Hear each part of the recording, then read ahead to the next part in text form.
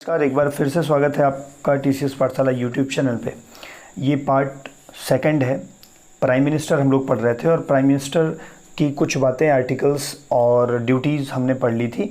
अभी हम लोग आज से डिस्कस कर रहे हैं function of the prime minister, मतलब प्राइम मिनिस्टर किस तरह के कार्य करता है, प्रधानमंत्री के कार्य कैसे होते हैं, उसके क्या क्या जिम्मेदारियाँ होती हैं, उसके क्या क्या कार्य हैं, इस पर चर्चा करेंगे। तो ये जो कुछ पॉइंट्स हैं मैं आपको समझाते चलता हूँ, आप समझते चलिए। The PM recommends to president about the members who can be appointed as the ministers. याद करिए, मैंने कहा था कि प्रधानमंत्री की नियुक्ति तो राष्ट्रपति करता है, लेकिन अन्य मंत्रियों की नियुक्ति किसको मिनिस्टर बनाया जाना है, इसका सजेशन कौन देता है? इसका सजेशन प्रधानमंत्री देता है। किसको? राष्ट्रपति को। तो प्रधानमंत्री की सलाह पर अन्य मंत्रियों की नियुक्ति राष्ट्रपति करता है। आप ध्यान रखिएगा कि PM appoints only those person as minister who are recommended by the prime minister. Prime minister जिन्हें रिकमेंड करेगा उसी को राष्ट्रपति जो है वो मिनिस्टर बनाता है। पीएम और क्या करता है? पीएम करता है पोर्टफोलियोज अमंग द मिनिस्टर। देखिए, नियुक्ति कौन करेगा? राष्ट्रपति करेगा, लेकिन उनको कौन सा डिपार्टमेंट मिलेगा? जैसे कुछ लोग फाइनेंस डिपार्टमेंट देखते हैं, कुछ लोग एग्रीकल्चर देखते हैं, कुछ लोग एचआरडी देखते हैं, कुछ लोग अलग अलग डिफरेंट जो पोर्टफोलियोज होते हैं वो कौन देता है? It is given by prime minister, appointed by president but given by, portfolio is given by the prime minister. PM और क्या करता है? PM reshuffles the portfolio. इसका मतलब क्या है? जब मर्जी करता है। आप देखते हैं ना, कभी उनका ये मंत्रालय छीन लिया गया, दोबारा ये मंत्रालय दे दिया गया, तो वो रीशफल्स करता है, मतलब चेंज कर सकता है जब उसका मर्जी करे। पीएम मंत्रियों को रिज़ाइन करने के लिए भी कह सकता है। अगर वो किसी बात से नाखुश है या किसी प्रकार के उनके ऊपर आरोप लगे हैं तो पीएम विल से कि आप रिजिग्नेशन दे दीजिए, तो वो रिज़ाइन करेंगे और वो अपने पद से मुक्त हो जाएंगे। ठीक है। दो रिमूव्ड बाय प्रेसिडेंट, लेकिन पीएम कह सकता है, क्योंकि पीएम जो रिकमेंड करेगा वही तो क्या कहते हैं, प्रेसिडेंट उन्हें रिमूव कर देगा। पीएम और क्या करते हैं? प्रेसिडेंट को एडवाइस करते हैं कि इस मिनिस्टर को रिमूव कर दीजिए। ठीक है। तो कॉम्प्लीमेंट्री आप जोड़ सकते हैं, पीएम उनसे रिज़ाइन के लिए भी कह सकता है और पीएम प्रेसिडेंट से भी कह सकता है कि साहब ये इस वाले मिनिस्टर को आप रिमूव कर दीजिए इस कारण से। ठीक है। पीएम क्या करता है? काउंसिल ऑफ मिनिस्टर की जो मीटिंग होती है उसको प्रिसाइड करता है, उसका अध्यक्ष होता है। ठीक है ना। काउंसिल ऑफ मिनिस्टर्स का प्रेसिडेंट कौन होता है? वो पीएम होता है। मैंने आपसे कहा था he is the head of council of ministers. और क्या करता है? PM is the principal channel of communication. मैंने आपको क्या कहा था कि प्रेसिडेंट और काउंसिल ऑफ मिनिस्टर्स के बीच में की के रूप में काम करता है। इसके पहले वाले वीडियो मैंने आपको बताया था। तो वो एक तरह से लिंकेज है किसके बीच में? काउंसिल ऑफ मिनिस्टर और प्रेसिडेंट के बीच में। चलिए ध्यान दीजिएगा कि PM is the chairman of NITI Aayog. ठीक है। National integration council, national population council, inter state council, national water resource council, national disaster management council. ये कुछ ऐसे डिपार्टमेंट हैं जिनका प्रधानमंत्री हेड होता है। ये परंपरा पे चलती आ रही है। इन सारे डिपार्टमेंट्स को पीएम अपने पास ही रखता है। आप ध्यान रखिएगा कि पीएम जो है वो और सारे डिपार्टमेंट को भी रख सकता है। मैं यहीं पे एक छोटी सी बात आपको समझाता हूँ कि जब पीएम अपॉइंट होता है उसी समय काउंसिल ऑफ मिनिस्टर बन जाता है।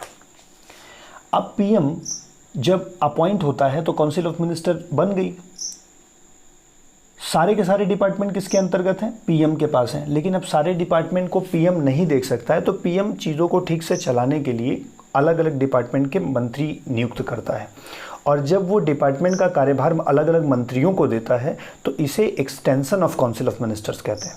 कि हम लोग क्या कहते हैं, एक्सटेंशन बोल सकते हैं कि एक्सटेंशन ऑफ कैबिनेट कह सकते हैं, या सिंपल कहते हैं कि उत्तरदायित्व तो बढ़ाया जा रहा है। जैसे आप देखते हैं ना कि अभी सरकार अपने मंत्रियों की सूची को एक्सटेंड करती है, तो मंत्रिमंडल का विस्तार आप कह सकते हैं इन सिंपल वर्ड, कि जब वो प्रधानमंत्री बनता है तो सारे डिपार्टमेंट उसी के पास हैं।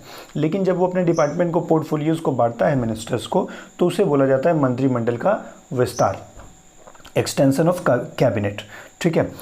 तो यहाँ पे अपने प्रधानमंत्री जी हैं, आप इन्हें पहचान ही रहे होंगे, मुझे बताने की ज़रूरत नहीं है, इनका नाम भी यहाँ पे मेंशन्ड है।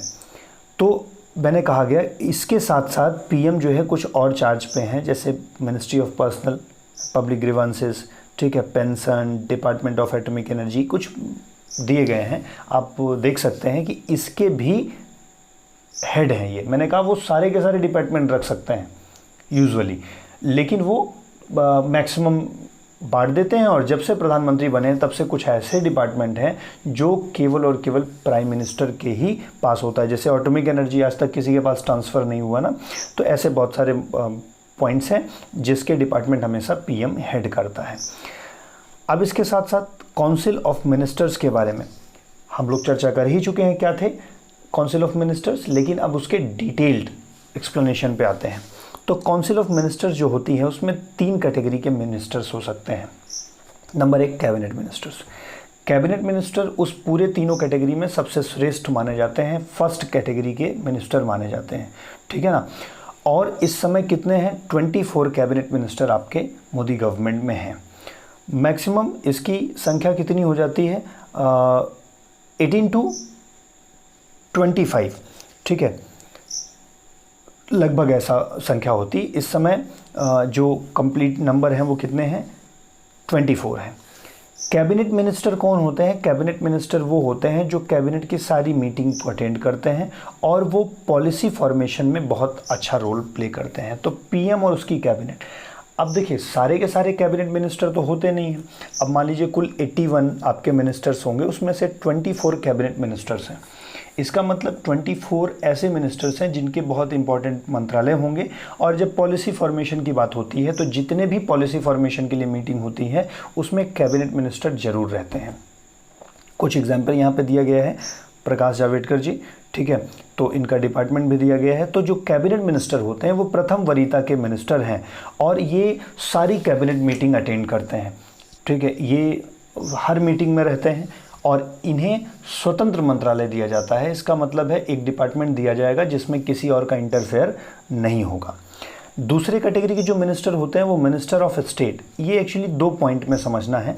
एक तो minister of state independent charge होते हैं और एक मिनिस्टर ऑफ स्टेट होता है केवल, ठीक है। अब दोनों में अंतर बस इतना है, नाम से ही पढ़ लीजिए कि minister of state second category के मिनिस्टर हैं और कुछ ऐसे मिनिस्टर होते हैं जिन्हें इंडिपेंडेंट चार्ज दे दिया जाता है, कोई एक मंत्रालय दे दिया जाता है और उस मंत्रालय पे किसी और का हस्तक्षेप नहीं होता है, यही उसके बॉस होते हैं। तो ऐसे मिनिस्टर को minister of state independent charge लिखा रहता है। लेकिन कुछ ऐसे मिनिस्टर होते हैं जो सेकेंड कैटेगरी के तो हैं लेकिन उनको कोई इंडिपेंडेंट चार्ज नहीं दिया जाता, ठीक है, उनको किसी न किसी मंत्रालय के अंतर्गत रख दिया जाता है। तो इनको केवल और केवल मिनिस्टर ऑफ स्टेट कहा जा सकता है। सेकंड कैटेगरी के होते हैं, आप समझिएगा, the same power in relation to their ministries department as the cabinet minister. मैंने कहा कि कैबिनेट मिनिस्टर के पास भी अलग से मंत्रालय होता है, उसी तरीके से इंडिपेंडेंट चार्ज वाले मिनिस्टर जो होते हैं इनके पास भी एक अलग मंत्रालय होता है। बस ये सेकेंड रैंक के हैं और वो फर्स्ट रैंक के माने जाते हैं, ठीक है। क्या और अंतर है? They are not member of cabinet, ये कैबिनेट के मेंबर नहीं हैं, इसलिए वो कैबिनेट मीटिंग में नहीं जाते हैं या नहीं जा सकते हैं जब तक कि उन्हें बुलाया ना जाए, until they are ask for. इसका मतलब अगर कहा जाए कल कैबिनेट मीटिंग है तो ये नहीं जाएंगे, अगर पूछा इनको इन्विटेशन भेजा जाएगा कि ये भी आएंगे तो ये जाएंगे, ठीक है। ये डिफरेंस है, उनके पास भी स्वतंत्र मंत्रालय है, इनके पास भी स्वतंत्र मंत्रालय है, लेकिन वो कैबिनेट मिनिस्टर हैं तो कैबिनेट मीटिंग में जाएंगे, लेकिन ये कैबिनेट मिनिस्टर नहीं है, मिनिस्टर ऑफ स्टेट है, इंडिपेंडेंट चार्ज मंत्रालय इनके पास भी है, लेकिन ये कैबिनेट मीटिंग में बिना बुलाए नहीं जाएंगे। मिनिस्टर ऑफ स्टेट जो इंडिपेंडेंट चार्ज होते हैं ये इनवाइट किए जा सकते हैं, ठीक है, जब कभी कोई इंपॉर्टेंट बात होती है कैबिनेट में डिस्कस करने के लिए तो इन्हें इनवाइट किया जाता है। इसका मतलब ये नहीं है कि ये कैबिनेट मीटिंग में जा ही नहीं सकते हैं, but they go when they are invited, when they are called for, right. ये एक एग्जांपल दिया गया है श्री किरण रिजिजू के बारे में। ये आपके independent charge ministry of state हैं, किसके? यूथ अफेयर्स एंड स्पोर्ट्स, ठीक है। ध्यान रखिए इनके पास 2 मंत्रालय है अभी, एक तो इंडिपेंडेंट चार्ज है और एक देखिए यहीं पर केवल मिनिस्टर ऑफ स्टेट लिखा हुआ है माइनॉरिटी अफेयर्स के। इसका मतलब है minister of state in minority affairs जो दिया गया है ये किसी के अंडर में काम कर रहे हैं, माइनॉरिटी अफेयर्स के जो कैबिनेट मिनिस्टर होगा उसके अंतर्गत काम कर रहे होंगे। लेकिन जो मिनिस्टर ऑफ स्टेट ये जो minority of youth affairs and sports के हैं इनको इसका इंडिपेंडेंट चार्ज मिल रखा है, क्लियर। तो स्पोर्ट्स के ये इंडिपेंडेंट चार्ज में है, जबकि अगर ये इंडिपेंडेंट चार्ज नहीं होते तो आगे इंडिपेंडेंट चार्ज नहीं लिखा होता, ठीक है। तो इस तरीके से सेकेंड रैंक के मिनिस्टर आप समझ गए। मिनिस्टर ऑफ स्टेट मैंने आपको बता ही दिया कि दे आर मिनिस्टर्स, लेकिन they are not given independent charge. ठीक है, ये कोई एक कैबिनेट मिनिस्ट्री होती है, उसी के अंतर्गत काम करते हैं हेल्प के लिए। जैसे मान लीजिए कि कोई फाइनेंस मिनिस्टर है मान लीजिए, और फाइनेंस मिनिस्टर एक बड़ा मंत्रालय है, तो उसमें कई सारे मिनिस्टर्स की ज़रूरत पड़ती है मदद के लिए। ठीक है, मैंने एग्जाम्पल भी यहाँ पे दे रखा है अनुराग सिंह ठाकुर जी का। ये मिनिस्टर ऑफ स्टेट किसके हैं? फाइनेंस के हैं। मतलब फाइनेंस मिनिस्टर तो आप लोग जान ही रहे हैं इस समय, क्या नाम है उनका लेडी का, निर्मला सीतारमण। ठीक है, तो उनके अंतर्गत ये मिनिस्टर ऑफ स्टेट हैं अनुराग सिंह ठाकुर जी। ठीक है, minister of state independent charge नहीं, इंडिपेंडेंट चार्ज होते तो वो बॉस होते उसके, बल्कि ये he is working under a cabinet ministry. ठीक है, तो आपको शायद ये बातें समझ में आ गई होंगी। थर्ड जो कैटेगरी होती है वो मिनिस्टर्स की, that is deputy minister. Deputy minister मतलब ये तीसरी वरीयता के हैं। ठीक है, लोवेस्ट इन रैंक होते हैं और they are not given independent charge, इनको दिया ही नहीं जा सकता है इंडिपेंडेंट चार्ज। ठीक है, और आप लोग जानते हैं कि इन्हें कैबिनेट मीटिंग में भी नहीं बुलाया जाएगा, क्योंकि इनके पास ना चार्ज है और ना ही क्या कहते हैं they are in cabinet. They are attach to cabinet ministers, ये कैबिनेट मिनिस्टर से जुड़े रहते हैं। और मिनिस्टर ऑफ स्टेट या तो मिनिस्टर ऑफ स्टेट के अंतर्गत काम करते हैं, to help them in administrative political parliamentary duties. इसका मतलब जो प्रशासनिक काम है, जो राजनीतिक काम है, जो संसदीय काम है, उनके काम में मदद करने के लिए ये थर्ड कैटेगरी के मिनिस्टर्स बनाए गए हैं। ये या तो कैबिनेट के अंतर्गत होंगे या तो ये मिनिस्टर ऑफ स्टेट के अंतर्गत होंगे, लेकिन they will be helping, right. Deputy minister are not part of cabinet, इसलिए they can not called for meeting of cabinet. Clear है, 3 प्रकार के मिनिस्टर हो गए, प्रथम वरीयता, द्वितीय वरीयता और तृतीय वरीयता। यहाँ तक की बात आपको समझ में आ गई होगी। ये कुछ डिफरेंसेस हैं दिए गए हैं एक काउंसिल ऑफ मिनिस्टर और एक कैबिनेट में। तो काउंसिल ऑफ मिनिस्टर आपको याद है, काउंसिल ऑफ मिनिस्टर कौन होंगे?